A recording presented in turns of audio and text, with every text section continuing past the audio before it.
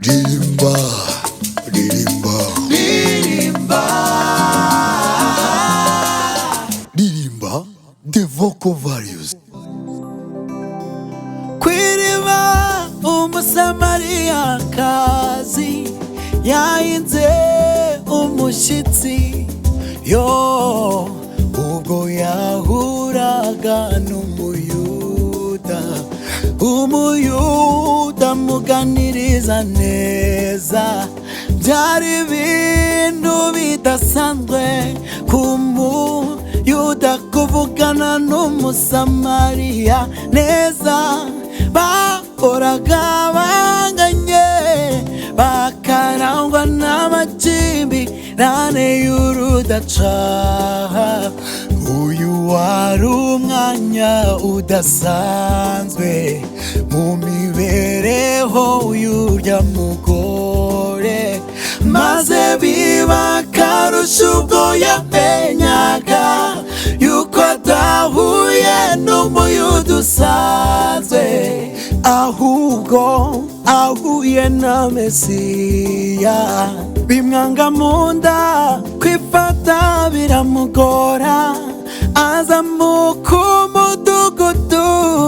asakuza ati bagenzi mpuye na Mesiya nimundeke ndirimbe nahuye na Mesiya kandi guhura n'uwo Mesiya si bisanzwe uwahuye nawe ahinduka musha ahandi mwari munsi narahimutse ubu ndi musha nimundeke ndirimbe nahuye na Mesiya kandi guhura n'uwo Mesiya si bisanzwe uwahuye nawe ahinduka musha ahandi mwari munsi narahimutse ubu ndi musha ahandi mwari munsi narahimutse ubu ndi musha.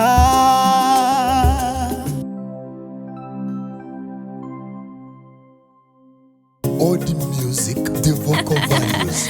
Odd music, uri terambere ku muziki nyarwanda. Odd music, uharanira indangagaciro zizwi. Odd music, ibigwi byawe bigere hose. Tuzagukunda tunagukundishe n'abandi bose. Dukurikire kuri YouTube channel yacu yitwa Odd Music Studio. Odd Music.